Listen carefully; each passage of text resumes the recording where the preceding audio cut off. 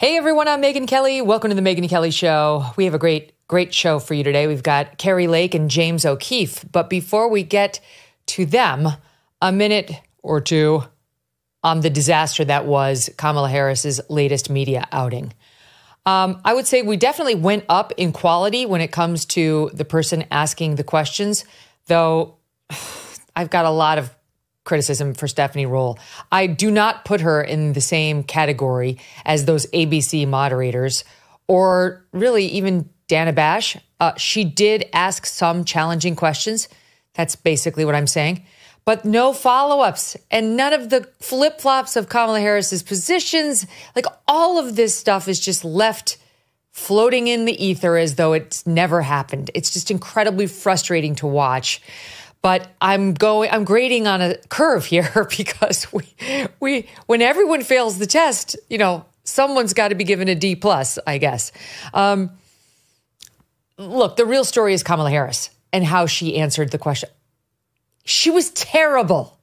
She was absolutely awful. I actually don't really understand why she can't do the memorization trick that she did for the debate for these interviews. Now, she knows she's going to sit for this interview with a woman who has a business news background. She's just, done an economic speech. Why wouldn't you get your little note card team together and come up with a few, actual answers on your economic plan, on its weaknesses that you might get asked about?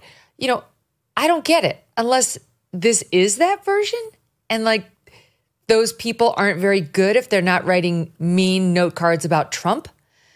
That might explain it, actually. Okay, there's a lot to go to. I have the transcript here. It started off with what I think may have been her worst answer. I actually think I was driving in my car last night listening to SiriusXM when this was rolling. And thank God for SiriusXM and the fact that you can get news live on SiriusXM, as a lot of you are doing right now. But in any event, I heard this whole interview, and in particular, the one where she responded to red tape. How are we going to get rid of government red tape? We'll get to that. But let's kick it off with what was probably the second worst answer of the entire thing, and it was on question number 1. The question, you'll hear it here, was, okay, you laid out your economic vision, but a lot of Americans don't see themselves in your plans. What do you say to them, to Americans who don't see themselves in your plan? Her plans are so myopic. We talked about that one day. I was like, basically, if you have diabetes, she's got you in mind for something. Yay. And now, since then, she's talked about her economic plan covering first-time home buyers, K, people who are in the first year of having a baby, K, and people who want to start a small business. All right. The vast, vast majority of Americans do not fall into one of those 3 categories. I believe that is what Stephanie Ruhle was trying to get at. What are you going to do about the millions, the hundreds of millions of Americans who are suffering thanks to your policies? And your 3 little proposals don't cover any of them. Would you listen to the nonsense, the repetitive nonsense? And if you've got, a vodka soda with a splash of lime right now, I challenge you to drink every time you hear hardworking dreams, ambitions, or aspirations. Roll it. Madam Vice President, you just laid out your economic vision for the future. Yeah. But still, there are lots of Americans who don't see themselves in your plans. For those who say these policies aren't for me, what do you say to them? Well, if you are hardworking, if you have the dreams and the ambitions and the aspirations of what I believe you do, you're in my plan. I have to tell you, I really love and am so energized by what I know to be the spirit and character of the American people. We have ambition. Oh my God. We have aspirations. We have dreams. Yeah. We can see what's possible. We have an incredible work ethic. But not everyone has the access to the opportunities that allow them to achieve those things. But we don't lack for those things. But not everyone, gets handed stuff on a silver platter. And so my vision for the economy, I call it an opportunity economy, is about making sure that all Americans, wherever they start, wherever they are, have the ability to actually achieve those dreams and those ambitions. I'm hammered if I'm drinking at home at this point. Okay, so if you're hardworking, if you have the dreams and the ambitions and the aspirations of what I believe you do, you're in my plan. Got it? Okay, what does that even mean? I have to tell you, all the filler I really love and am so energized by what I know to be the spirit and character of the American people. You've said nothing. You are wasting time with filler. Just the little duck's legs underneath the lake, going and going and going and going and going and going. Nothing's happening, though. Nothing. Energize, love, what I know to be, spirit, character, American people. We have ambition. We have aspirations. We have dreams. We can see what's possible. You could see the edit of her. We can be unburdened by what has been. You can see she's been told, don't stop, just stop saying that. You can see the self-edit. We can see what's possible. We have an incredible work ethic. Okay, you already said that. If you're hardworking, you have dreams, ambitions, and aspirations, you're in my plan. I love and am so energized by what I know to be the spirit and character of the American people. We have ambitions, we have aspirations and dreams, and we have an incredible work ethic. We can see what's possible. So far, we've done nothing. All right, is everybody with me on what she's doing here? But not everyone has the access to the opportunities. Again, the question was, for the people who don't see themselves in your plans, what do you say to them? Not everyone has access to the opportunities that allow them to achieve those things. Achieve what things? Ambition, dreams, and aspirations? What things? You haven't laid any of the things out.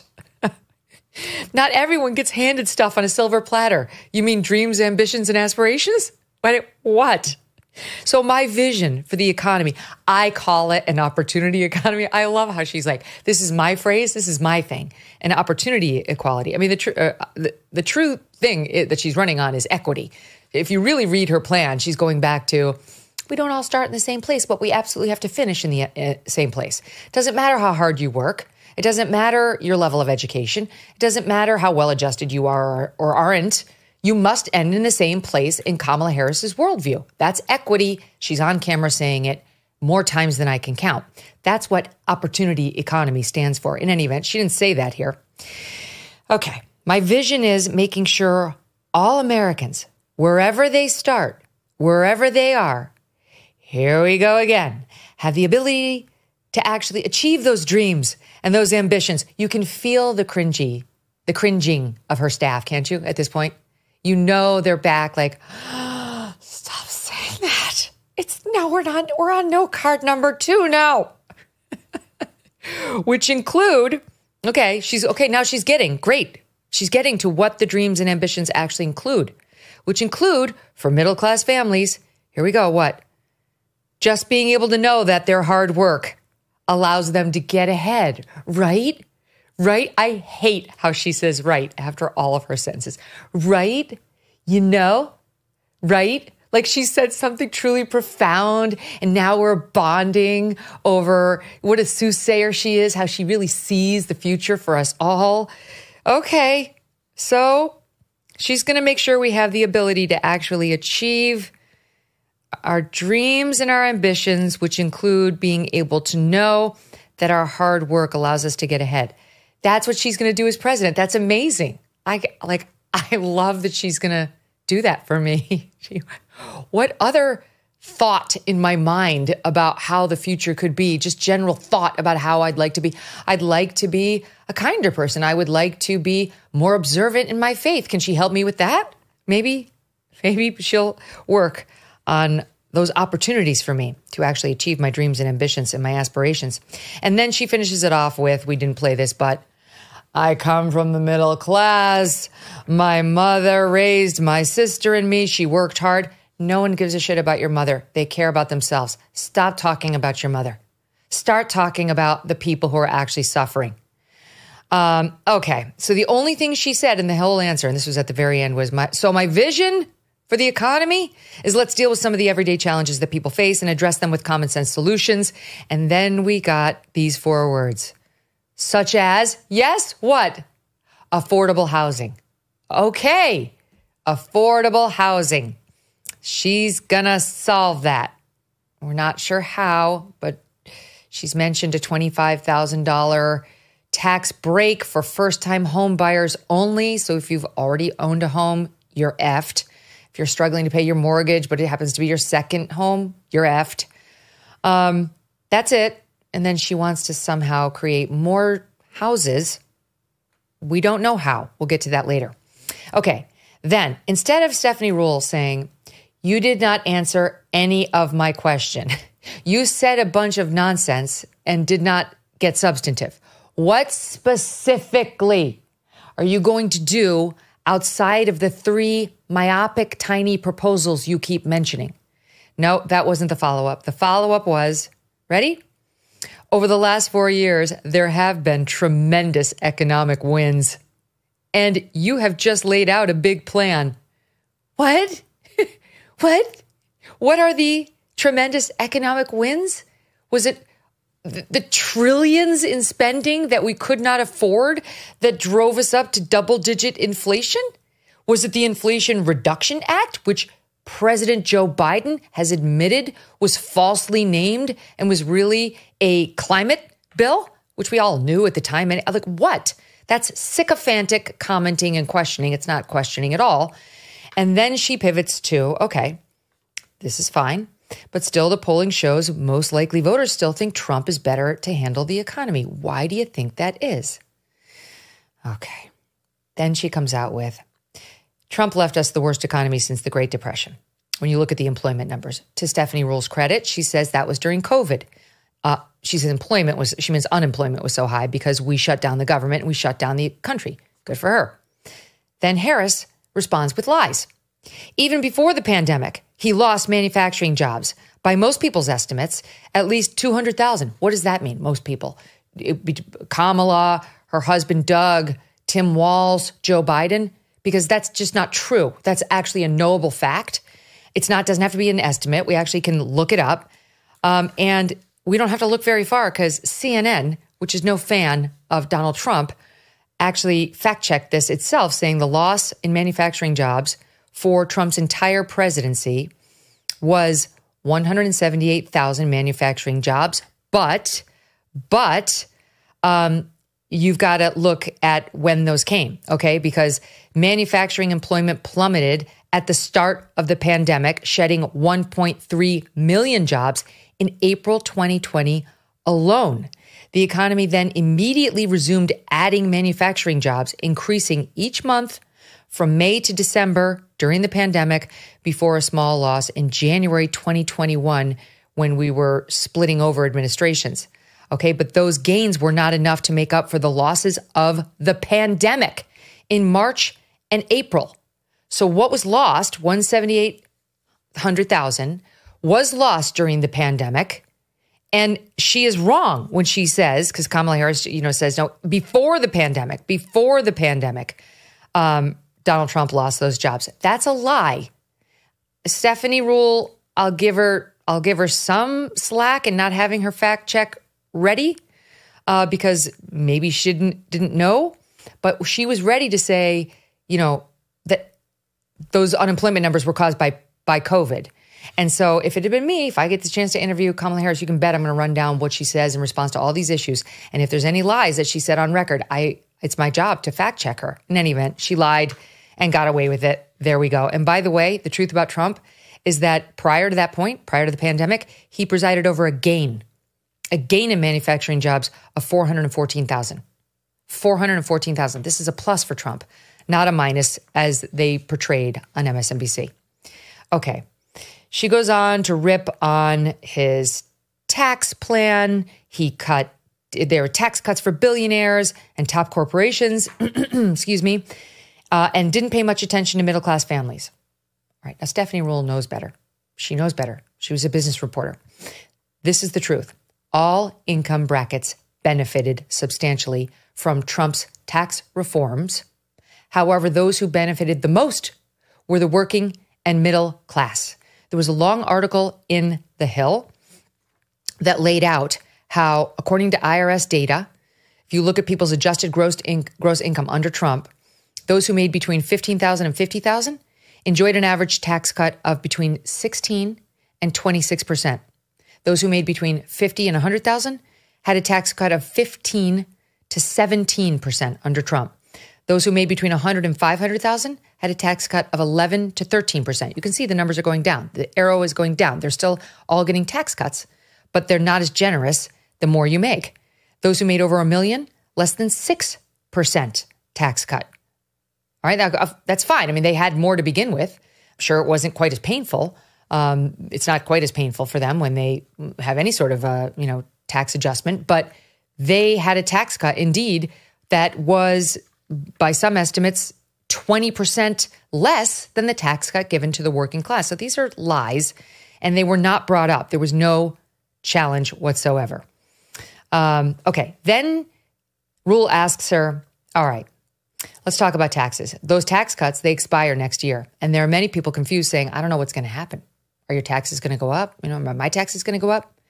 She says, and under a Harris administration, at what income level should someone expect their taxes to go up? And Harris says, anyone making less, first of all, anyone making less than $400,000 a year, your taxes will not go up. Okay. Joe Biden peddled this lie too. And do you know what happened? Taxes did go up for everyone in the form of groceries and gas prices, everything you buy, as you well know, energy, your electric bill. The inflationary spending that these two did, like drunken sailors for the first few years of their presidency, has caused your tax in every corner of your life. So if you believe you weren't taxed by the Biden-Harris administration, if you're making under $400,000, which was a broken promise by Joe Biden, I got a bridge in Brooklyn I'd like to sell you. Then she goes on to say, I'm going to cut taxes actually for 100 million Americans. She's talking about her $6,000 a year child tax credit for young couples with their first year of their child's life. J.D. Vance is proposing a $5,000. It's the difference is not significant. And by the way, that is not something that's going to apply to the vast majority of Americans. Here again, right? So she's being asked a question about income tax. What's going to happen to you? And here she lies about if you're under $400,000, your taxes will not go up. And then she says, I'm going to give you the child tax credit, which is just it's like a present, right? I'm going to give you a tax present. So then Stephanie Ruhle asks her a good question. How are you going to pay for that? You can't just give people a tax credit, like the child tax credit, and just pull money off a money tree. It's not how it works. So how are you going to pay for it? She says, expanding that child tax credit that you mentioned. You mentioned housing before, the $25,000 for the first-time home buyers.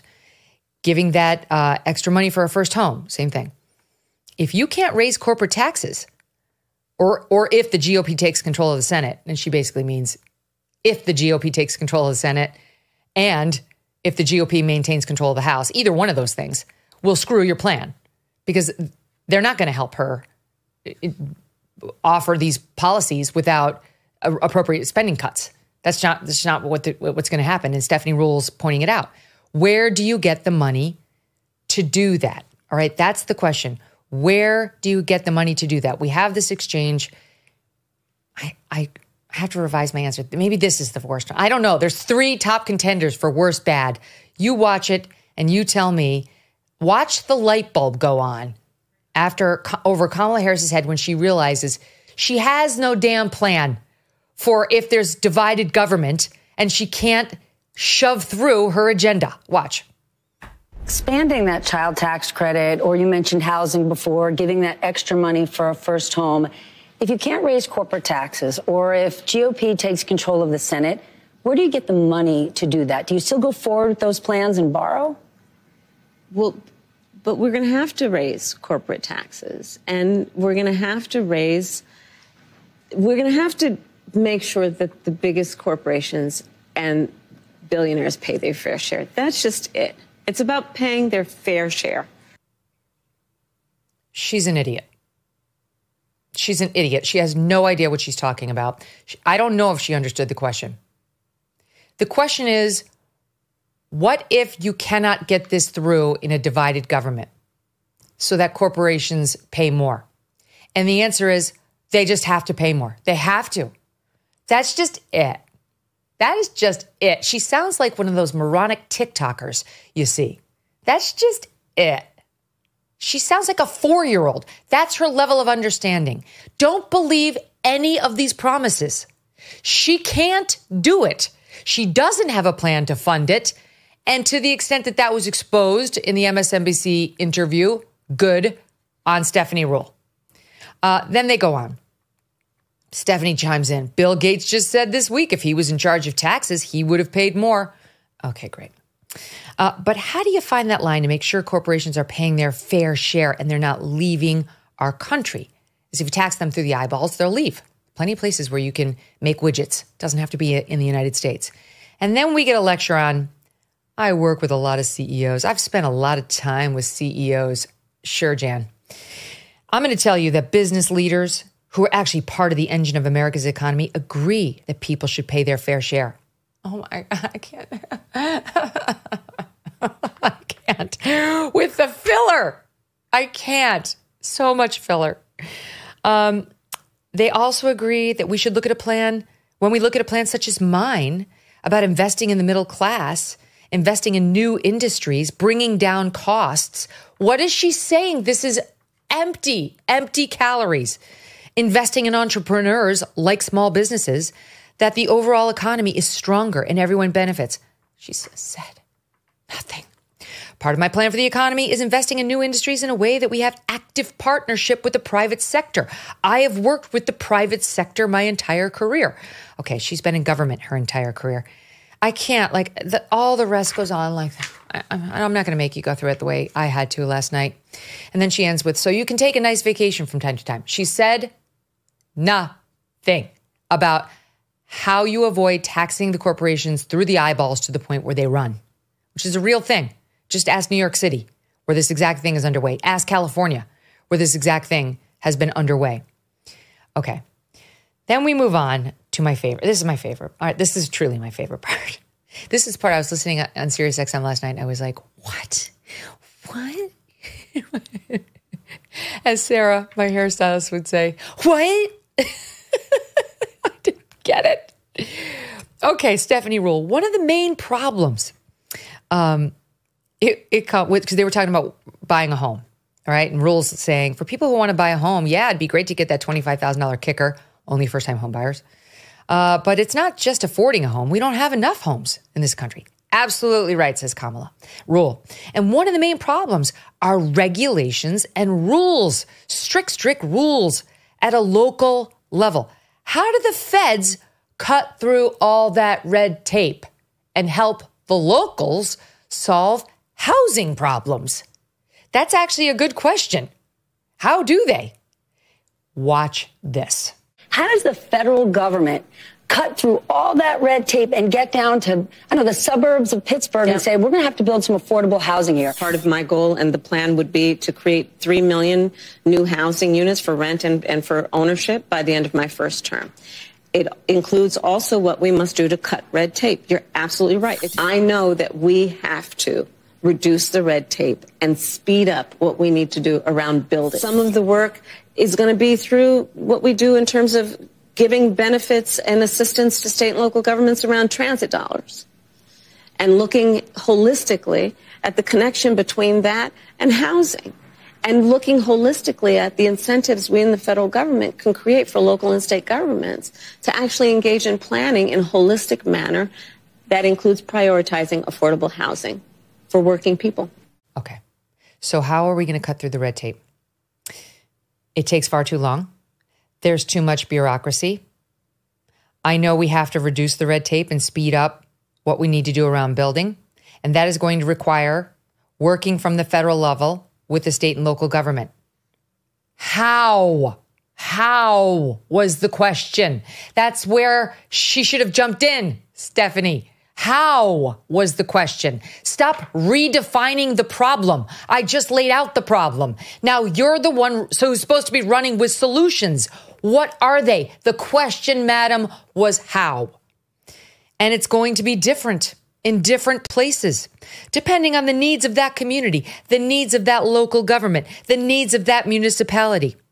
But working in consultation and coordination and also around incentives that we can create. What the fuck did you just say? I'm sorry, I can't. What is that? That's not a how. There's too much bureaucracy. We have to reduce the red tape. I know I said that. Speed up what we need to do around building. I know that was built into my question. And it's going to require working from the federal level with the state and local governments. I know. How? How? It'll be different in different places, depending on the needs of the community, of the local government, of the local municipality, working in consultation and coordination, and also around incentives that we can create. What? And then, just when you think, she keeps talking, you're like, maybe she saved the best for last. Maybe she's got another tool in her arsenal. Maybe she's got another trick up her sleeve. For example, great, an example, I'll take it. Some of the work is going to be through what we do in terms of giving benefits and assistance to state and local governments. Okay, I'm waiting for it. Great. We're lots of filler, but what? Around transit dollars. What? What? What? The transit dollars. That's how she's going to get rid of the red tape stopping home building. Transit dollars. And looking holistically, at the connection between that and housing, and looking holistically, at the incentives we in the federal government can create for local and state governments to actually engage in planning in a holistic manner that includes prioritizing affordable housing for working people. I'm done. I'm out. I've heard enough. I can't. I object on every level I have inside of me to object. If you vote for that as president, then you deserve what you're going to get. I do not deserve it. The people who are going to vote for Trump do not deserve it. It's a calamity how dumb this person is, and that she's been placed in this position by her party, by fiat, without anybody. There are smart people in the Democrat Party. She's just not one of them. They weren't allowed to run either when he was seeking to be renominated or once he got cooed right out of office. They elevated her for all the same DEI nonsense principles. They put her in the vice presidency, not to mention the AG position, probably the Senate position, and certainly the DA position that led to this path in the first place. She's not a smart person.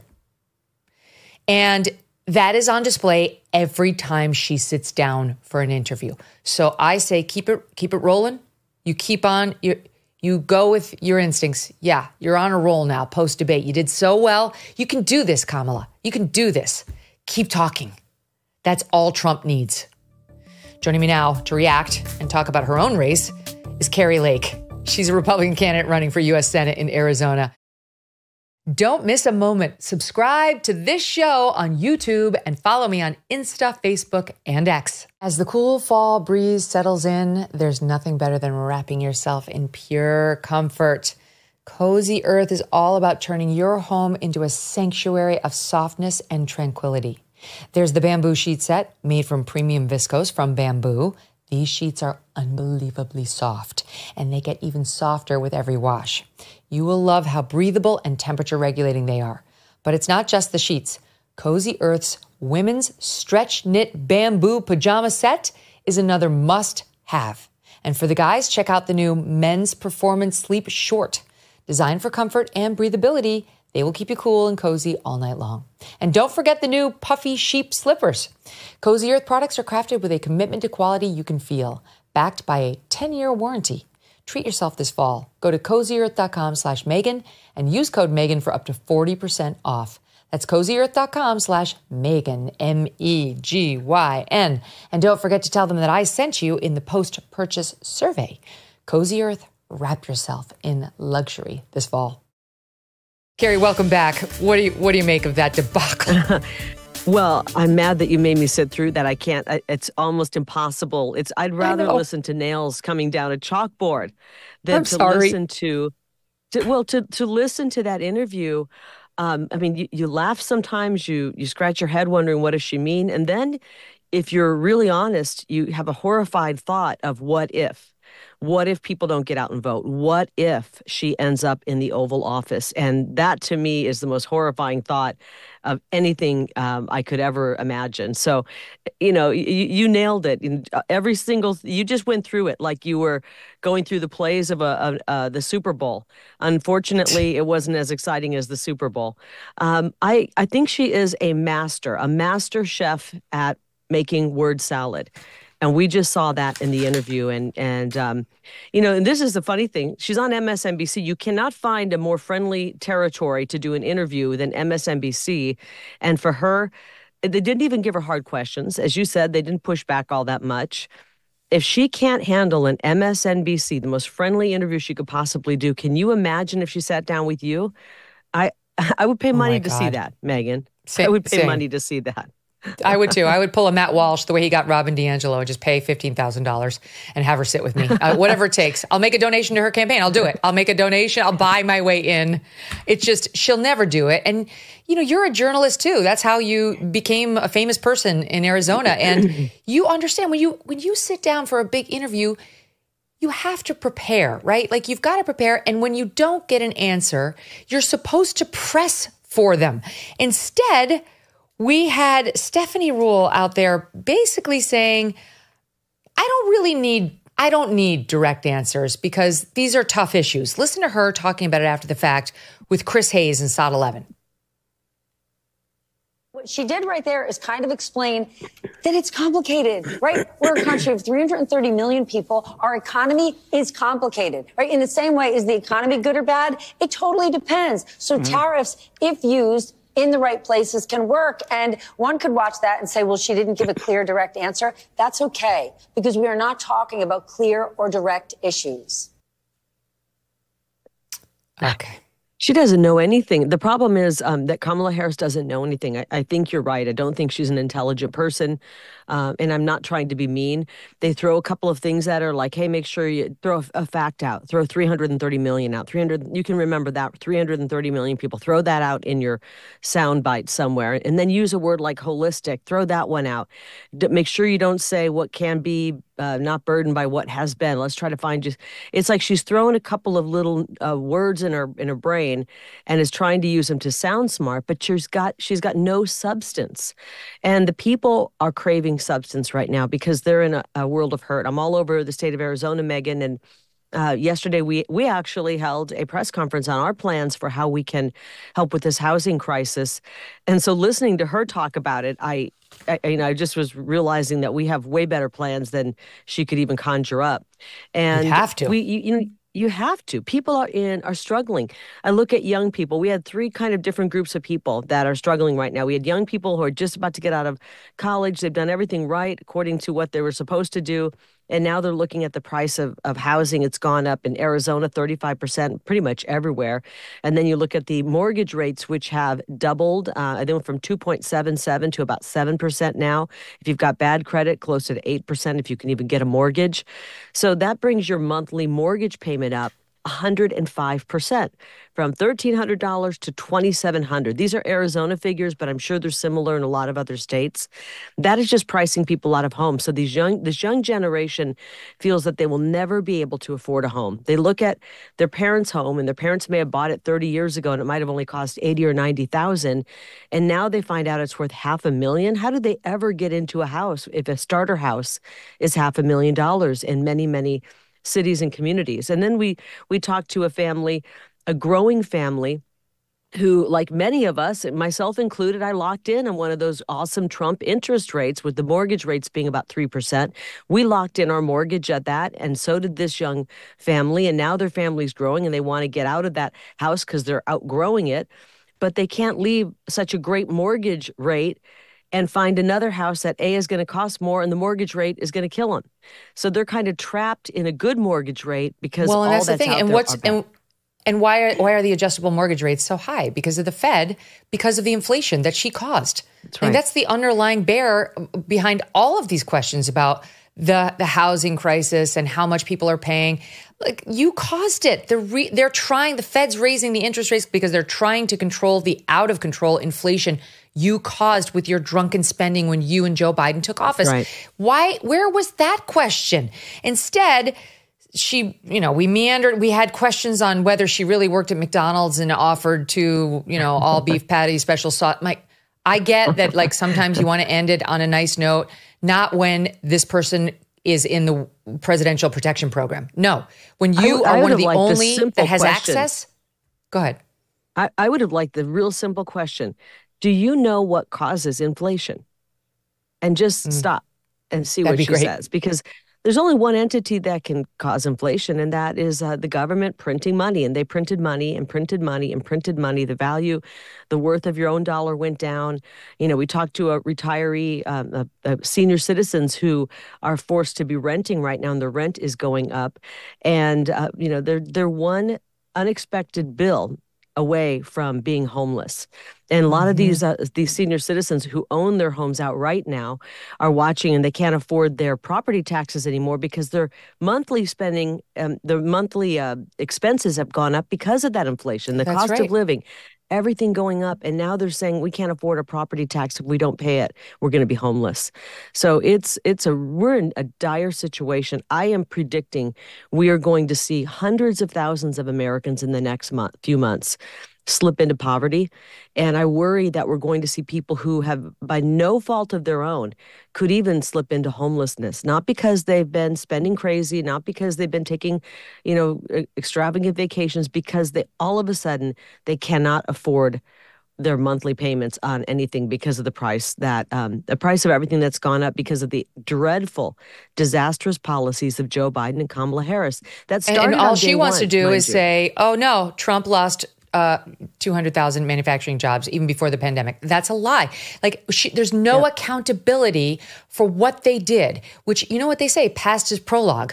You're going to get a whole lot more of it if they get another term, if she gets basically a Joe Biden second term, because she's not acknowledging that she's made any mistakes, that he's made any mistakes. The other piece of her plan is this: I'm going to crack down on price gouging at the grocery store, which there is zero evidence of. There is no evidence that these grocers are doing that. And she never gets pressed on that. Her surrogate got pressed on it by Sandra Smith over on Fox News the other day and had no answer. It was actually pretty remarkable. But she gets asked the price gouging question, and here's how she answered it. Watch this. Prices are still high. Yeah, I agree with you. You said you want to take this on by going after those who engage in price gouging. Yeah. But as somebody who supports free markets, who's a capitalist, how do you go after price gouging without implementing price controls? Because once we get in this zone, people start to get worried and they say, I don't know what she stands for. So just to be very frank, I am never going to apologize for going after companies and corporations that take advantage of the desperation of the American people. And as Attorney General, I saw this happen. In the midst of an emergency, whether it be an extreme weather event or even the pandemic, we saw it, where those few companies, not the majority, not most, but those few companies that would take advantage of the desperation of people and jack up prices. Yeah, I'm going to go after them. Yes, I'm going to go after them. Okay, so she's trying to act tough. But the question was, as someone who supports free markets, Rule's talking about herself, who's a capitalist, how do you go after price gouging without implementing price controls? You, as the magic wanded commander-in-chief, saying, bread shall now be the following price. Milk shall revert back to $3. How do you do that without implementing price controls? And she instead, this audience knows I laugh at her because she has this John Wayne routine, Kari, where she's like, I'm a border state prosecutor and I fought those criminal drug cartels like John Wayne would. And it's a lie. And here she busted, yes, I am going to go after.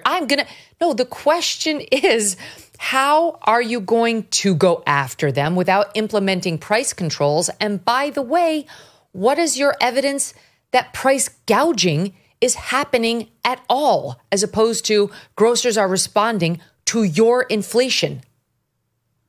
That's right. I mean, if you talk to anybody in the in the food industry, grocery industry, they have one of the lowest profit margins of any business. I mean, it's a very competitive, cutthroat business, and they're got to compete with the other guys. So I think of all places, there's not price gouging in that industry, and that's where we're suffering the most, where people can't afford groceries right now, and they're ending up at the food bank at the end of the week just to get by and get through the end of the week. So she doesn't know what she's talking about. I mean, we could sit here and try to parse every word she said and read the tea leaves and try to make sense of it, but it's gobbledygook. It doesn't make sense. She doesn't know what's going on. And watching her interviews, it makes me think she's not even part of running the show right now. She is somebody they push out in front of the cameras. I don't think she's a part of any. Can you imagine if you were running a business and she was part of the team? She's not someone you're going to lean on for big ideas. And hey, how do we solve this problem? I'm deathly afraid right now if our fellow citizens are falling for this extreme makeover of Kamala Harris, and if they're watching that interview and thinking that sounds like someone who's intelligent, then we've done a really, really bad job of educating people. And shame on MSNBC, if I may. I hope that when Stephanie Ruhle was doing that interview, her inner voice, her inner thoughts were saying, OMG, oh my gosh, what do we have here? This woman doesn't know what she's talking about. I hope she was thinking that. But shame on MSNBC for pushing this whole ruse, for pushing the ruse that Biden and Harris were a great combo and that they were great for our country and they were doing good things. They had been destroying our country since day one, hour one, minute one, when they came in, pulled back an incredibly effective border policy, opened up our border, invited the world in. And when not enough people in their estimation came in, they started flying people in. Then they started funneling tens of millions of dollars to NGOs to pick up people at the Darien Gap and transport them in. And then they created an app to get more people in. They are trying to destabilize this country, sell us out, and destroy this country. And that's another reason our economy is suffering. You have to take into account this outrageousness of what's happening on the border. By some estimations, 21 million illegal immigrants are poured across our border in the Biden invasion. Listen, they got to live somewhere. 21 million people, they're going in housing and hotels and apartments that Americans could certainly use. And now we've got to, as Americans, compete with 21 million people for housing. It's basic supply and demand. When you have that many people who need housing, the housing prices are going to go up. And she never talks about how the wide open border has affected our economy. It's keeping wages down for hardworking, middle-class people, because when you have people coming in who are willing to work for peanuts, and they can't work for next to nothing because our government, that means you and I, the taxpayer, are subsidizing their housing, giving them food stamps, and giving them all of the resources they need. Of course they can work for nothing because they don't have to pay for any of that. We're footing the bill for their living expenses, and they're keeping our wages depressed. That's what the residents of Springfield, Ohio have been complaining about, in part, saying all of the housing around us has gone through the roof in terms of cost because all these Haitian migrants have come in with a government subsidy in a card, and they can rent these places, they can buy these places. We can't. And then, of course, once there's a viable market of renters and buyers there in the form of Haitian migrants who have our taxpayer money, they can drive the prices up all around them. And so the Americans there, the Springfield residents, are losing on every front. Now they can't afford their own homes, their own leases. Yeah. They can't afford to release, and not to mention what's happening in the community with all the rest of it. So yes, the subject of immigration was brought up. I want to get to that with you because obviously you are running for Senate in a border state. I did not see the whole interview. Oh, no, I'll play it. No, I didn't have to watch the whole interview. You did the right thing. You did the right thing. I'm here for you. You did the hard work for us. Took the pain for my audience and you. Here she is asking her about immigration. Communities around the country that have legal immigration, many have said we're at capacity. And many feel like the government has said to them, well, adapt. Sit down, be quiet. This is how it is. What would a Harris administration do for those communities who've taken in many, many legal immigrants but are at capacity? Well, first of all, we do have a broken immigration system, and it needs to be fixed. And if we take a step back, months ago, some of the most conservative members of the United States Congress came together with others, proposed a border security bill. Donald Trump got word of the bill, realized it was going to fix a problem he wanted to run on, and told him to kill the bill. I will bring that bill back and I will sign it into law. And we need a comprehensive plan that includes what we need to do to fortify not only our border, but deal with the fact that we also need to create pathways for people to earn citizenship. Wait, what was that? There, you hear it at the end? Just slid right in there. Yeah. She really does want amnesty. She does. The people running the Democrat Party, my opponent, Ruben Gallego, actually voted to give these people amnesty and voting rights. By the way, he wants everyone who's poured across to have amnesty, which leads to then citizenship. But he wants them to have amnesty and be able to vote right away. He's voted for that twice now. So that's pretty despicable. But a couple of different things here. You know, I live on a border state here. I live in a border state in Arizona, and we're really suffering there. The whole country is now, because we're all border states. There's a big difference between border security and immigration policy. Border security is keeping us safe, is making sure that nobody is just pouring into our country unvetted. And we've had, as I say 21 million. That's what I'm hearing President Trump say. He always seems to get the numbers right. You know, people kind of go, wait a minute, that number seems inflated. And then sure enough, we find out he was absolutely right. So I think we're closer to 20 million people who've poured in illegally, unvetted. We also have seen, as the DHS has confirmed what Trump said, which is that places like Venezuela are emptying out their prisons and their insane asylums. We're seeing it in Arizona. We have these Chilean street gangs, which are they're called the dinnertime bandits, breaking into homes at dinnertime by the hundreds, robbing people blind. We're seeing the dangerous Venezuelan gangs who are taking over cities and towns and doing home invasions in Colorado and other places. In New York City, the subways aren't safe. The streets aren't safe. The government, our federal government, has flooded us with dangerous people that are walking amongst us. You know, I think of Laken Riley, that nursing student in Georgia who went out for a morning run. And, you know, she's expecting that the government is making sure people are vetted if they're coming in. She doesn't know that she's going to be running past somebody who is a violent rapist and killer. And the poor girl has lost her dreams, has lost her life because of that. And it's happening time and time again. So we've got to shut down this illegal activity at the border. I can't believe that she said that it was delivered to her broken. They broke the border. They broke the border. We don't have a border right now. They handed over control to the cartels. And 320,000 children were trafficked across our border that the border czar, Kamala Harris, has lost track of. And I'm a mother, and that keeps me awake at night. I know you are as well, Megyn. The thought of these kids first, being trafficked. I've seen video of them coming across. Many times they're coming across in large groups with people who are not family members. They look like they're drugged as they're coming across the border. For them to get thrown into only God knows what kind of a horrible world they have been thrown into and have gone missing now. God bless President Trump. He's saying it. I'm saying it. We need to repatriate these people back to their homeland in order to save our homeland. And we need to find those children. I hope they're still alive, and reunite them with their families in whatever country they came from. We cannot save our homeland unless we send these millions of people who poured in during the Biden invasion back to their homeland. Got to do it. That's right. Get out. They don't belong here. I'm sorry, but they weren't invited. They don't belong here. They don't want to assimilate most of these folks. And it's not our responsibility to fix their lives. Under President Trump, we had 2.3 million illegals come into the country. Under Joe Biden, we had 10.4 million documented. I mean, they're undocumented, but I mean that we have confirmed 10.4 million I think it's on the more record than that. books. Then at least 1.3 million, quote, legal migrants that we gave the red carpet to, like the ones in Springfield.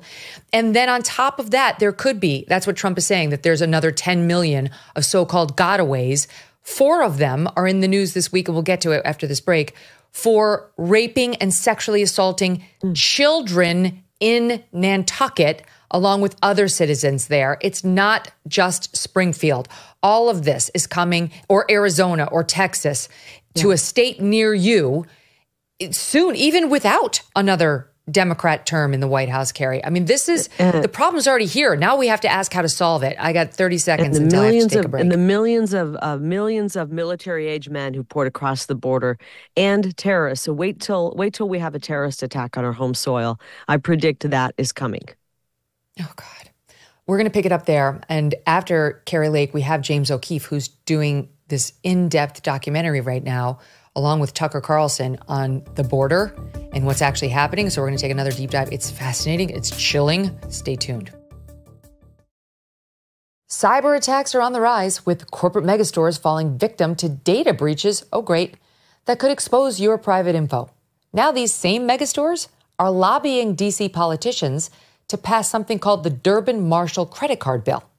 According to our sponsor, Electronic Payments Coalition, this bill could leave you even more vulnerable to credit card cyber attacks, while megastores pocket billions in additional profits. Learn more at guardyourcard.com. And then consider telling Congress to guard your card. The Electronic Payments Coalition says Americans lose when politicians choose. Again, that's guardyourcard.com. In the Marines, we always said, if you fail to plan, you're planning to fail. Well, Arizonans know, on the border, there is no plan until Washington politicians stop coming to Arizona for your BS political stunts. We just want solutions. I'm Ruben Gallego, and I approve this message. Welcome back to the Megyn Kelly Show. Kari Lake is Ruben Gallego's opponent for that U.S. Senate seat being vacated by Kyrsten Sinema, and is, according to the Real Clear Politics, average down in that race some 4 points, I think it is. The Real Clear Politics average has him up 4.6. 538 has him up 6.6.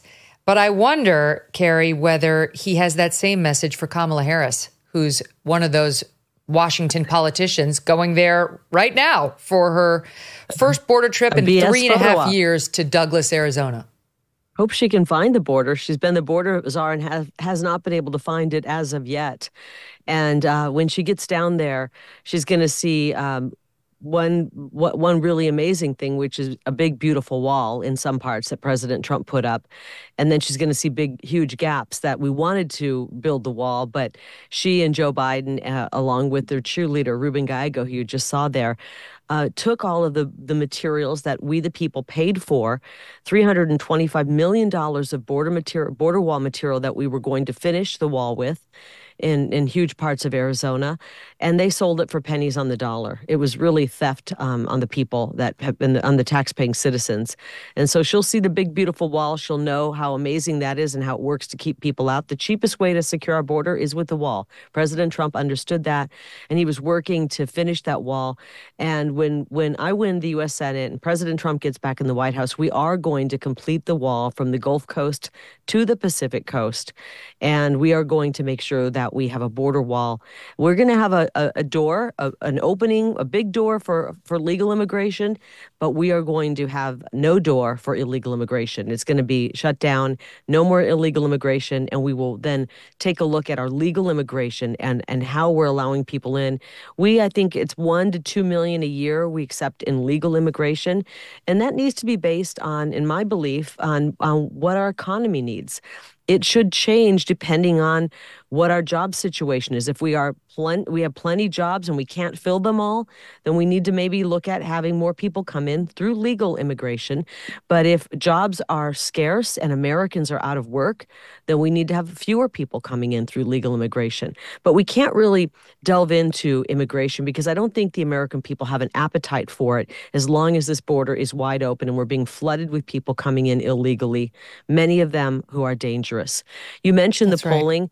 You know, I am not looking. The public polling in this election has been so bogus and so misguided that I feel very confident where we stand. We are in our internal polling have been up slightly the whole time. So I don't look at that public polling because I just don't believe it after what I'm seeing in our own polling. And I'm also seeing something else that's really interesting. If he were really up by what some of these ridiculous polls say, he would not have already poured, he and his friends, $75 million into ads running for this race. They wouldn't be watching Chuck Schumer pour $5 million a week into this race.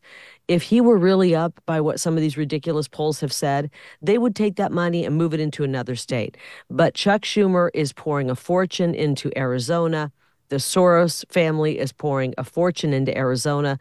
They're lying about my opponent. They make him look like a real level-headed guy. He is the most hateful human being, a Twitter troll who his favorite word is the F word on Twitter. He literally told a Marine to F off and take the shot, the COVID shot, when the Marine was kind of saying, hey, I'm not so sure about this. He said, F the cops. He said, F the NRA, F your prayer. This is the kind of stuff that he says on Twitter. And then in the so-called Summer of Love, Megyn, when he was marching in Defund the Police rallies next to a sign that said, all cops are, and then the word bastards, I hate to even say that. He was marching next to a sign like that, calling to defund the police. He co-sponsored legislation, the George Floyd legislation, wanted to get rid of the filibuster to ram that legislation through, legislation which would have defunded the police nationwide, changed up the style of policing to more of the social worker style policing, and taken away qualified immunity. And for people who don't understand what that is, it's really that insurance that an officer has, that when they're out trying to protect us and keep us safe, and they have to be able to take their weapon and use it in an emergency situation, and they don't always get it right. Sometimes they make a human mistake. They're making split-second decisions, and we don't want them to have to lose everything, their everything they've got, and have their family lose everything. Qualified immunity protects them from that. He wants to get rid of that, which would mean no officer would ever feel comfortable to discharge their weapon and save their lives more crime in a dangerous situation. It means more crime. It means more crime. We've seen it. Yes, and in a state that's already riddled with immigrants from God knows where, many of whom are themselves already criminals. That's right. That bit about wanting to get rid of the filibuster is very alarming. And especially because Kamala Harris gave an interview just over the weekend in which she reiterated her own favor for getting rid of the filibuster. She claims to put Roe versus Wade back into action, to somehow have a national plan that mirrors. Okay, so she doesn't have that power, first of all. That she's going to find out the hard way that that's not constitutional. But she wants to, and she wants to get rid of minority rights in the Senate in order to do it. And he's totally on board. Here he is. And by the way, if you get rid of the filibuster for Roe versus Wade or abortion, it's gone for everything. It's gone. That's it. Yep. Here's Ruben Gallego on this same, in January of 2023 on the filibuster. Listen to SOT 15. Look, my position is that filibuster has to get reformed. It's not a tool of compromise. It's a tool of obstruction. Okay, Kari, I've got to tell you, I know you say you don't believe the polls, but how is this guy anywhere close to you? Arizona has been a red state. I know right now it's all blue in its leadership. There was somewhat of a revolt during the Trump years, but how could Arizonans be thinking about voting for this man? They aren't. I mean, I'm on the ground. I talk to more Arizonans every day, every week than anybody in the country, and they aren't. And you have to look, yes, we do have Democrats leading the state, and you have to look back at the last election, and I know we probably don't want to delve into that, but I believe that our government was taken from the people in that, and we could go on to that in another show, but that's why we're working so hard to make sure we have elections that are run honestly. And I think people are waking up to the fact that we've got issues like illegals voting, all kinds of lines on voter rolls that shouldn't be there, and we have all kinds of issues. But Ruben Gallego, I guess he graduated from Harvard. It doesn't seem like the brightest bulb. But yeah, he wants to get rid of the filibuster. And because this shows that they don't want to have any compromise and talk. First of all, you're not going to get rid of the filibuster.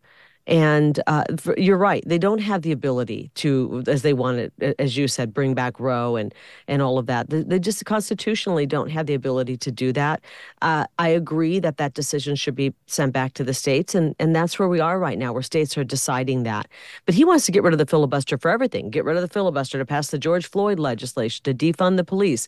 Get rid of the filibuster to make Washington, D.C. and Puerto Rico a state. He's already voted once to make Washington, D.C. a state.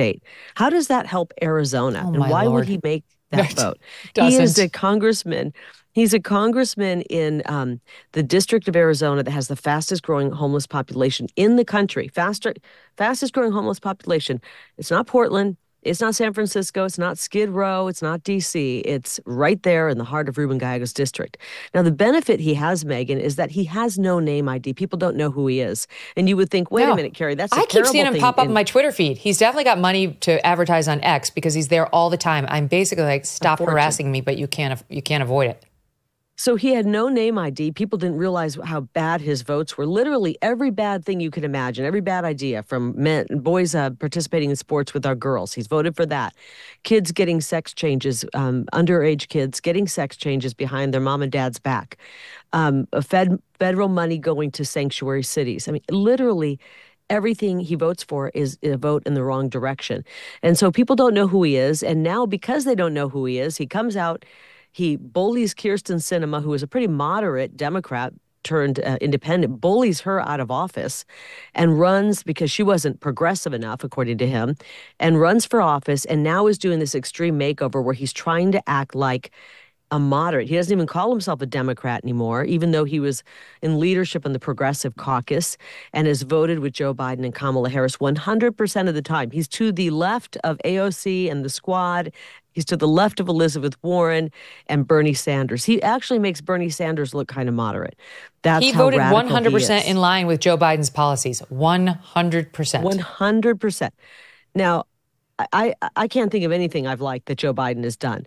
But even people like AOC only voted with Joe Biden, I think it was like 95 or 96% of the time. He is lockstep. He's their favorite congressman. He's their little rubber stamp. And so the scary thing is, though, because he's got so much money and they're running these ads, some people are looking at those ads and they're going, oh, he's kind of a cross between Mr. Rogers and G.I. Joe. Maybe we should vote for him. He called Trump's border wall stupid, dumb, absurd, and pointless. That's what he said. He accused Trump of scapegoating immigrants, and he wanted amnesty for 2.3 million illegals. I'm having difficulty understanding how he's not at 2%, but I think, you tell me what you think, I think it's about abortion, because his lead, if you believe, the New York Times Siena poll, which I know you don't, but if you do, his lead over you is with women. He's plus 11 over you with women. You're plus 2 over him with men and with young people.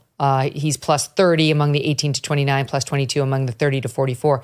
My tea leaf reading says, okay, that's probably abortion, because it looks like Arizona has 58% of voters saying they plan to back this Prop 139 at the ballot box, which would make the current abortion regime more radical than it is.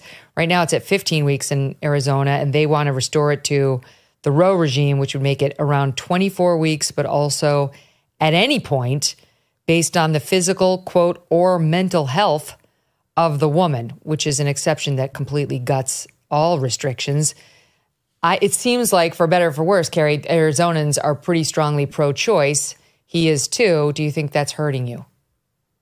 Well, I will say the polls typically, as you get closer to Election Day, start to get closer. But when you look at the Real Clear Politics, there were a couple of really crazy polls in there that were just absolutely ludicrous. So that's why I think when you look at the average, you're saying, why is he up this much?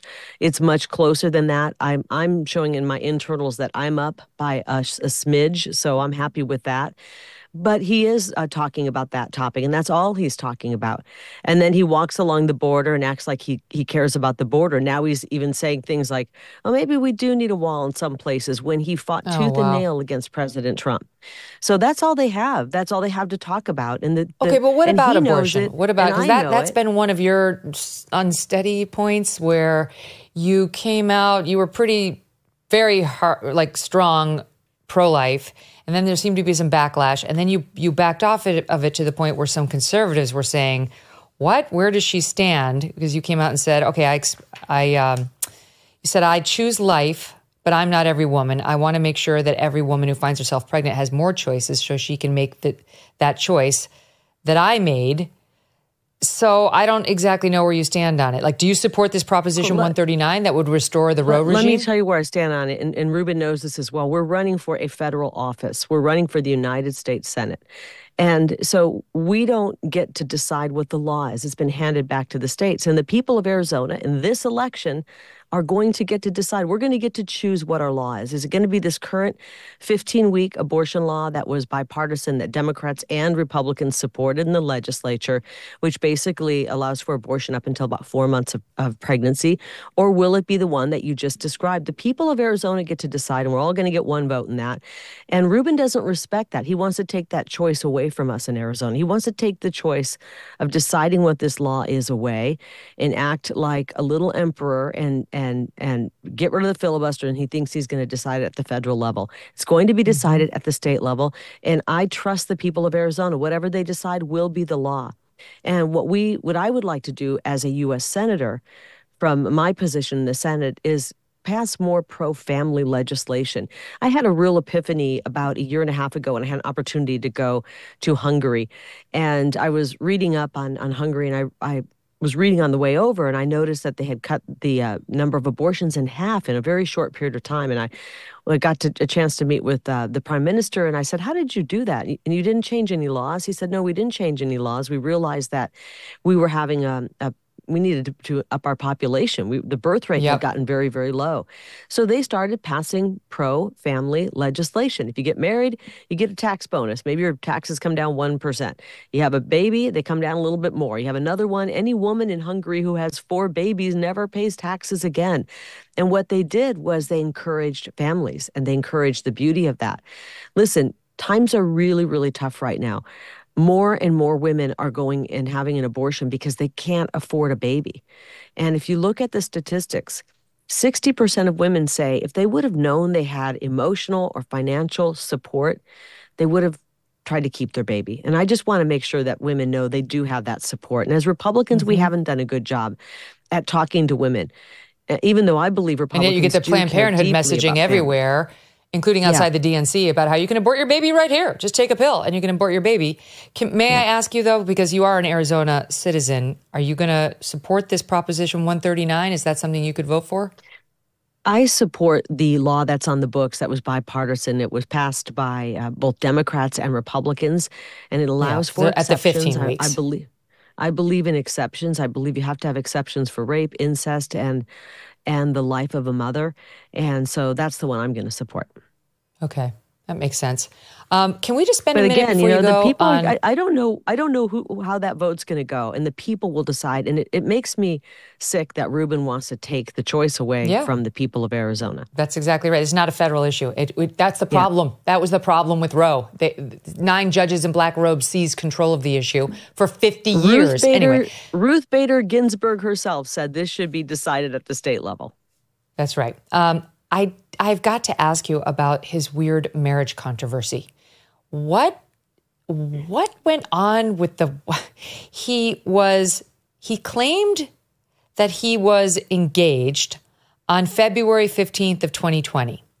In fact, we later found out he had already been married to this person for at least 2 months. He announced the marriage in June of 2021. He had gotten married 2 years earlier, 2+ years earlier. Why is he lying about when he got engaged to and married his current wife? If this guy's breathing, he's lying. I mean, to be honest, and I hate to always bring up personal stuff, but I think in a situation where we're electing. No, you did. Thank you. Well, when we're talking about electing somebody to office and they're going to be there for 6 years, we need to know the character of the person. I mean, this is a guy who walked out on his 9-month pregnant wife, his first wife, when she was about to give birth to their firstborn. He served her divorce papers days before Christmas, walked out and ran off with a D.C. lobbyist. And his first wife had to deliver that baby all alone and take care of that newborn all alone. And this is the lobbyist that he ended up marrying. I don't know why he did that. He got married to her at the end of 2019, and then several months later, they were married in 2019. Then in 2020, on social media, he says, I popped the question, and she said yes. And I'm like, wait a minute, you've already been married several months. You popped the question, made it look like they had this big special engagement. And then months later said, oh, we got married.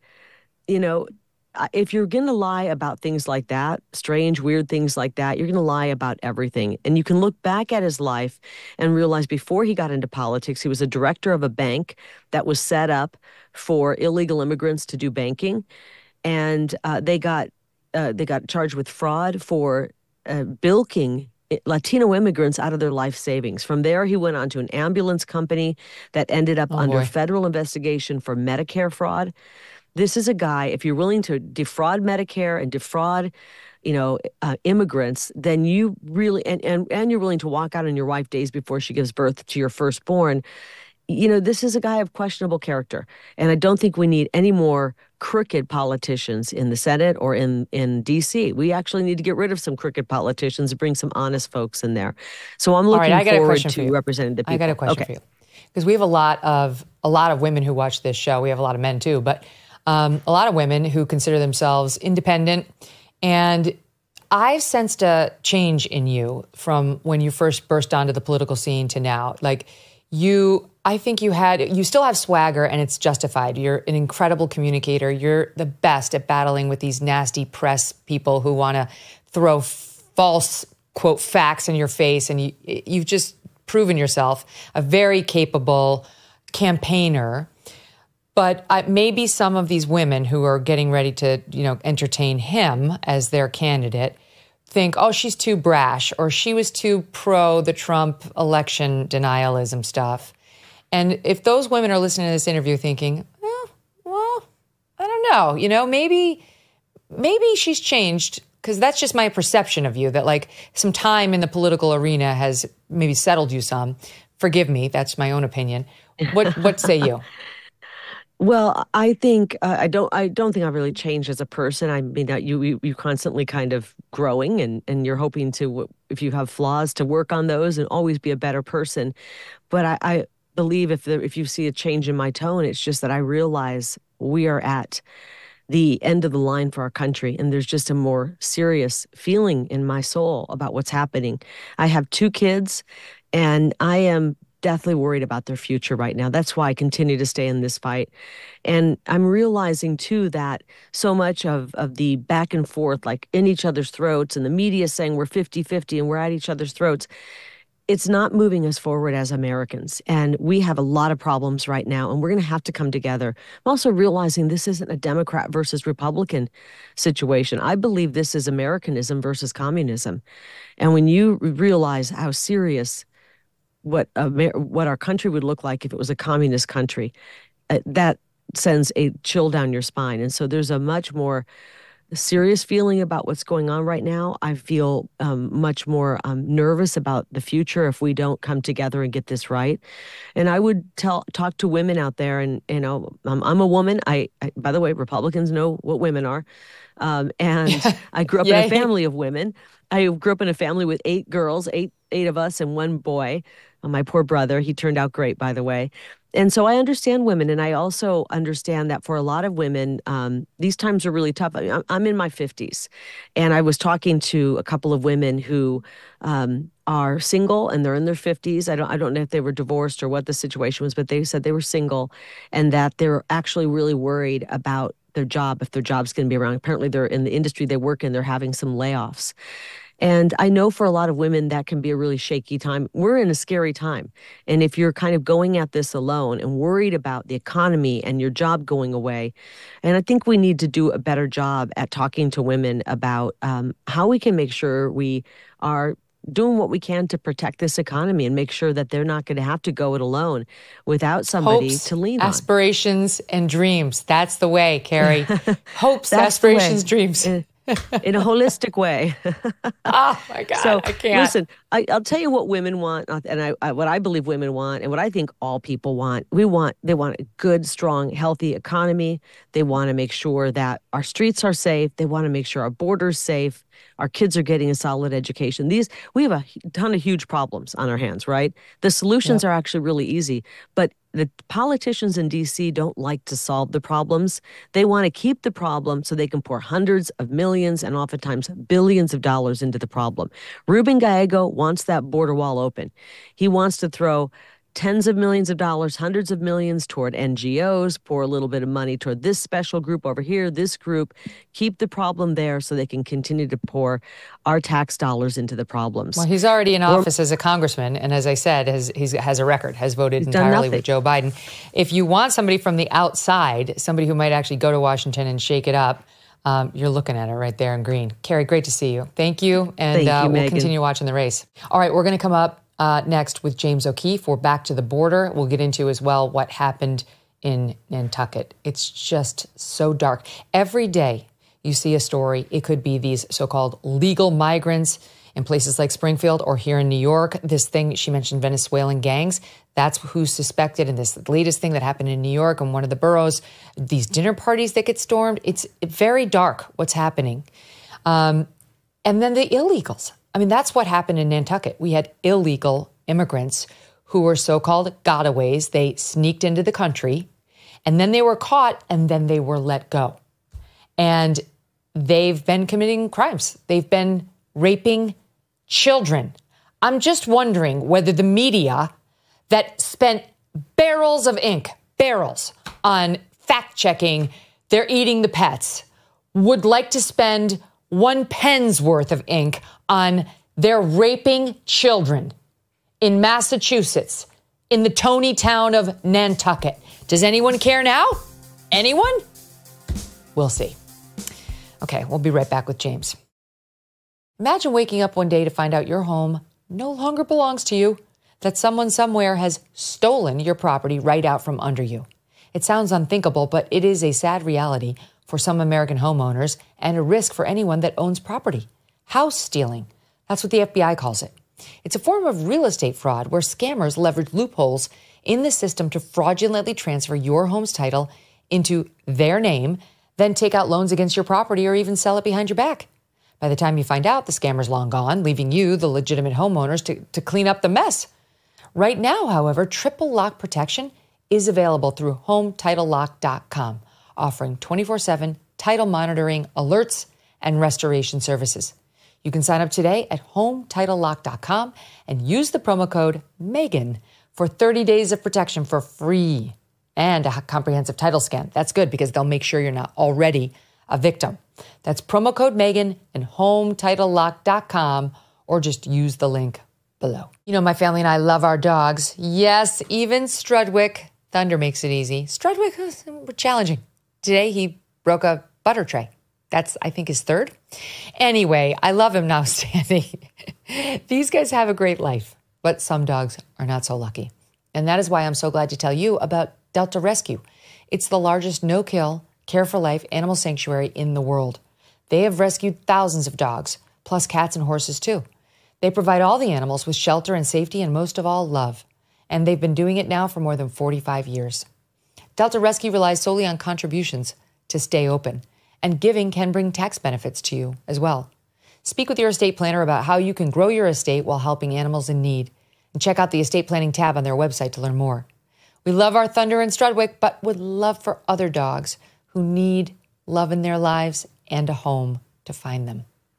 Visit deltarescue.org today to learn more. That's deltarescue.org. The border crisis is one of the top issues to voters throughout this country in the 2024 election. For years, we've heard the record-breaking numbers. We've watched hard-to-believe scenes you don't want to believe, unfolding across our southern border. And today, we're getting a closer look at what exactly is happening, how these migrants are making their journey to the United States, the dangerous players along the border, and the organizations backed by us, the United States, who ultimately benefit from perpetuating this whole crisis. James O'Keefe is a journalist and founder of O'Keefe Media Group, or OMG. He is here today to share his new documentary film, Line in the Sand, associated with the Tucker Carlson Network. Here's a bit from the trailer. Watch. What's happening inside that facility? You know what's happening here? They all protect each other. The NGOs. They got some spotlight on us. The federal government. This is dangerous. I don't think we can trust anybody. America, we made it. Everything on the wall. Follow the journey of the immigrants. I can't do this, guys. The journey of the children. Oh, this is big time, dude. We're in a cartel tunnel now, dog. We're in a cartel tunnel. And the journey into human nature. Some things can't be read in a book or a newspaper. They must instead be lived. James, welcome back to the show. I know. Where are you right now? I'm in Campo, California, right next to the border wall here. Okay, so walk me through it. This is one of the rare occasions in which I haven't actually gotten a chance to see the film before helping to promote it. So that's kind of good because the audience is in the same position I'm in. What's the purpose of doing this? Like, what were you trying to get after that others haven't gotten after? Yeah, people Thanks, Megyn, for having me on. People, there's been a lot of reporting on the border, and people have seen this. I don't think there's ever been a movie like this made, Megyn, in that it actually immerses you with the cartel. You take the journey the illegal immigrants take. Some of the moments in the film are almost impossible to believe are real. For example, they're cutting through the fence here where I am, an hour east of San Diego, with these big, massive saws.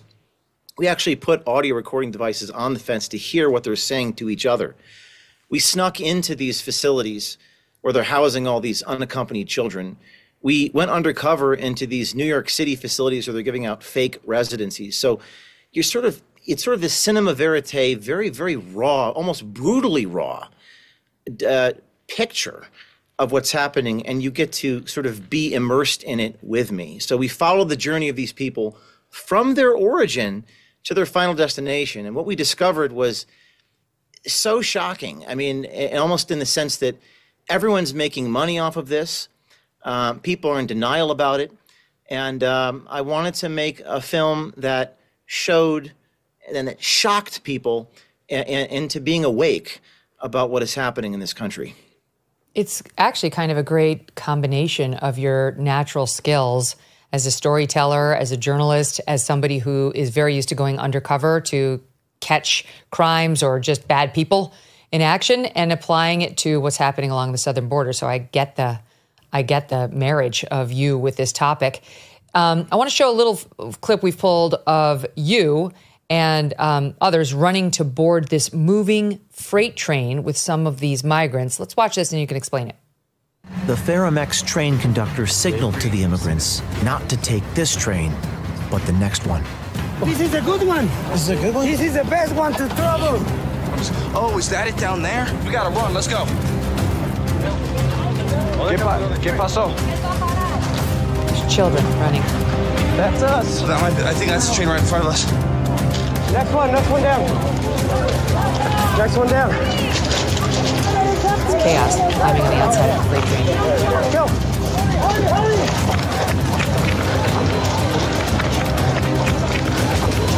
Migrants on top of the plane, of the train. You gotta keep going, you gotta keep going. Oh shit, I can't fucking do this, guys. Hurry. Come on,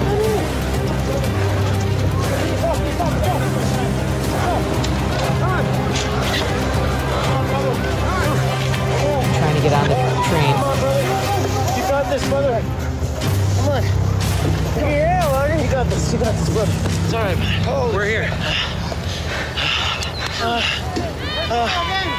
What is this? It's coal. Coal pellets. Were you trying to board a moving train there with the migrants?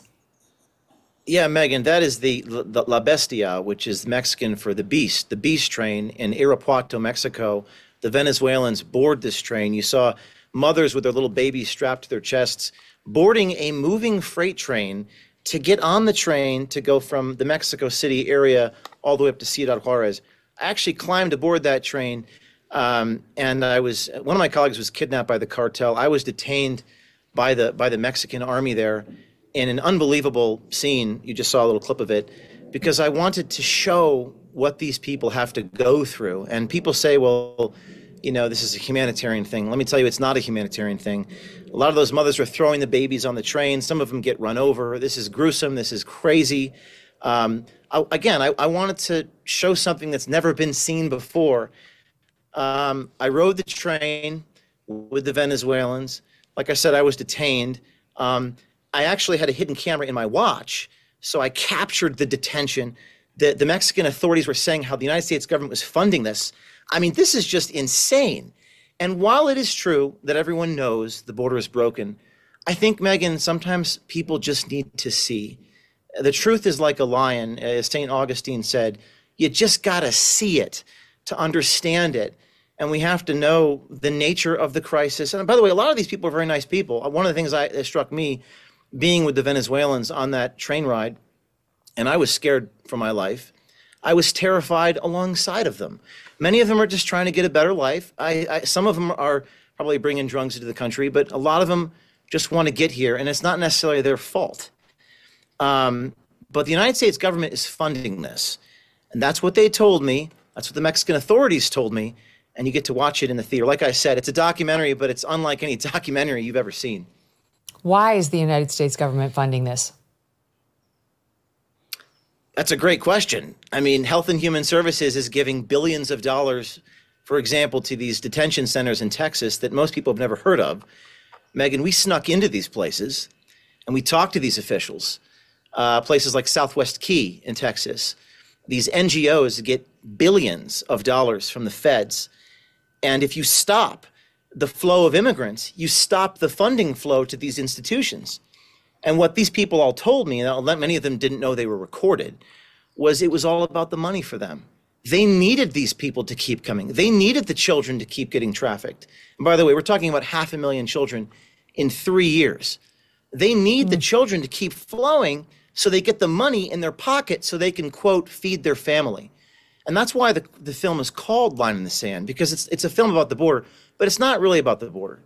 It's about this almost biblical or age-old paradox of, at what point do you draw the line and stop doing evil things in order to make a living? And that's a really hard question to answer.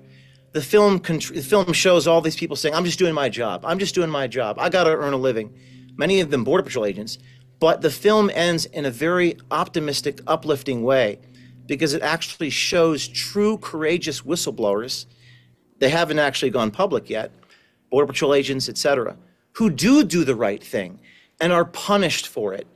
And I think the film ends, with basically saying everyone seems to have a price, except for a couple people, and it talks about those people. So it's a really deep theme here that we're exploring. You mentioned this group, Southwest Key, this NGO, non-governmental organization that houses minors. They were given $978 million in 2024, $3.2 billion since 2020. There are 17 shelters in Texas, 8 in Arizona, 2 in California. The CEO makes over $1 million a year. The facilities house thousands of children. The top executives make over $500,000 a year. There's that organization. And then one of the ones that jumped out at me, James, is WPATH. WPATH is there? That's the trans group that's trying, truly, it's like all these trans activists trying to trans our children. I know. This was in San Diego. I'm an hour east of San Diego. The film is in Texas, New Mexico, and California.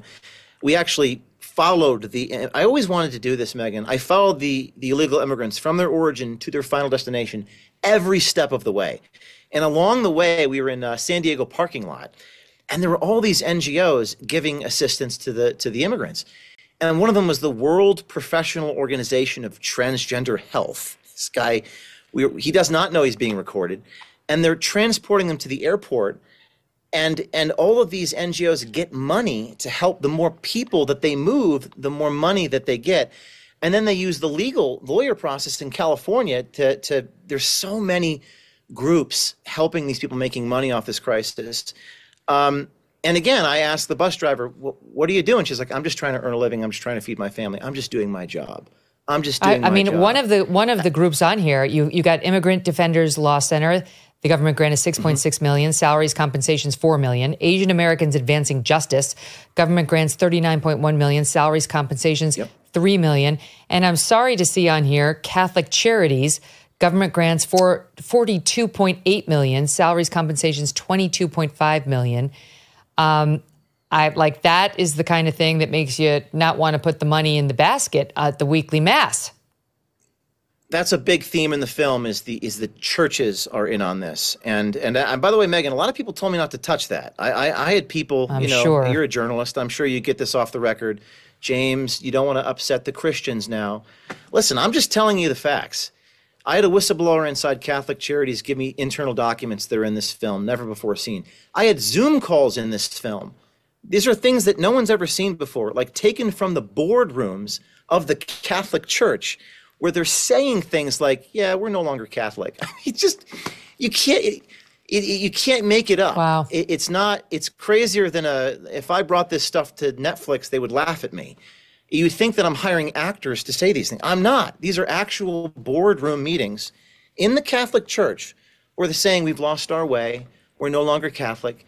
They get money from the Department of Homeland Well, it's kind of true about the current Security. Pope. I don't think it's true about most Catholics, but we got questions about the current Pope, who's very pro-immigration and is pretty tolerant of some other social issues that we haven't seen in some weird ways. But anyway, they're not alone. There's so many groups here, James, who work to make money off the system, and it starts to make sense. Like, why does this problem continue to fester and grow?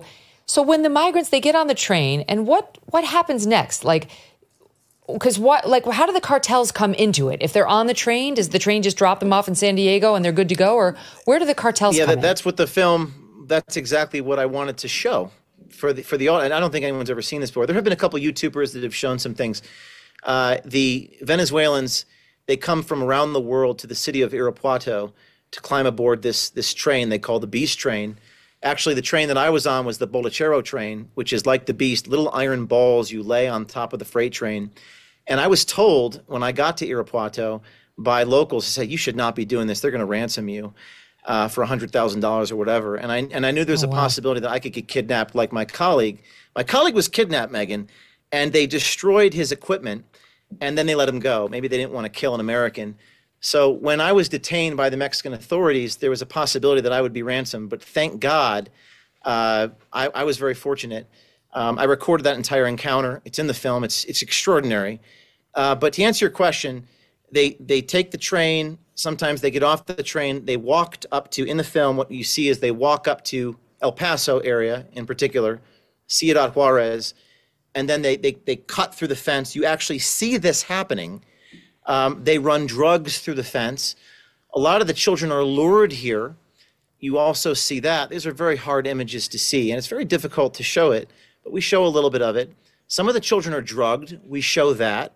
We actually see in the movie drugged children, and you see their faces. You can see things have happened to them.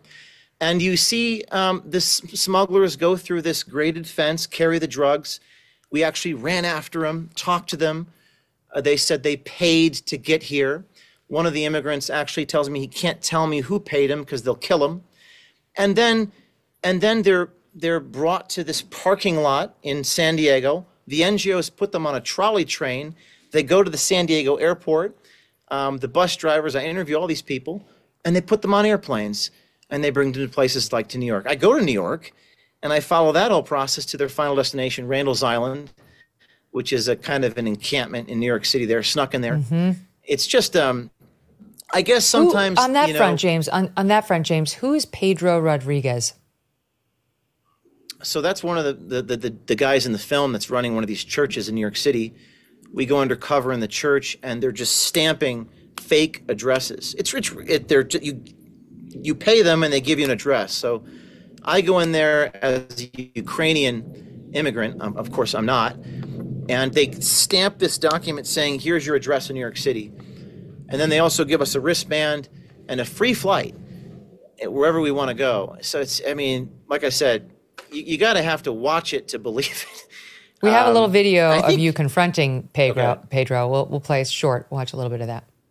You're wanted in all these states in New York, in every country, because you are a bunch of thieves and criminals and liars. You are unbelievable. Stamping fake addresses. Because you are a bunch of thieves and criminals. You steal children. Well, it seems you have been wanted in 3 states in South America because you are still children. I steal children. Yes, they steal children. Yeah, they do. They take children. Yes, they do. Is this a best defense is a good offense kind of approach by Pedro? Yeah, you're showing a tiny, I mean, it's like almost like projection there, Megyn. This guy lost his mind, and like typical O'Keefe investigations when I asked the subject for comment, talking about how I steal children, just saying crazy things. This gentleman was caught on tape committing perhaps criminal acts, stamping fake addresses, and he was caught. And you see that kind of narcissism, that sociopathy on display when these people are caught red-handed. Why did they give him fake addresses? So that's a question that we explore in the film. he's making money off of the crisis.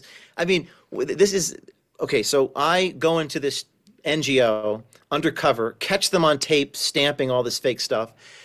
And I'm a journalist, so I'm outside the place asking for comment. And these Ecuadorian women come up to me and they're speaking in Spanish. And they say to my colleague who speaks Spanish, can we please, is he a member of the press? Can we please speak to him?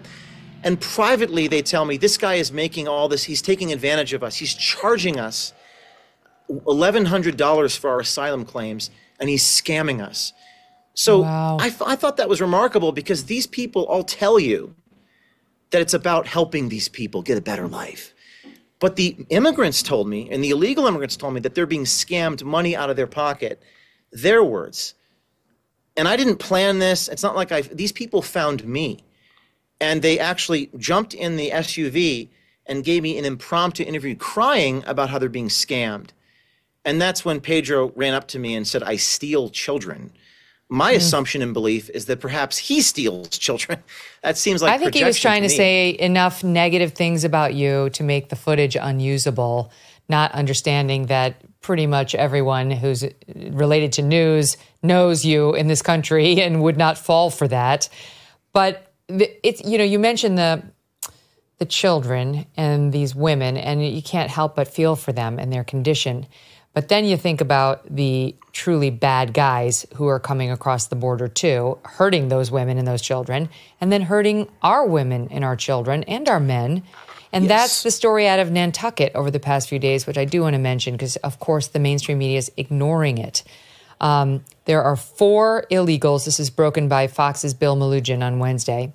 And they were arrested by ICE last week in Massachusetts, which is a sanctuary state.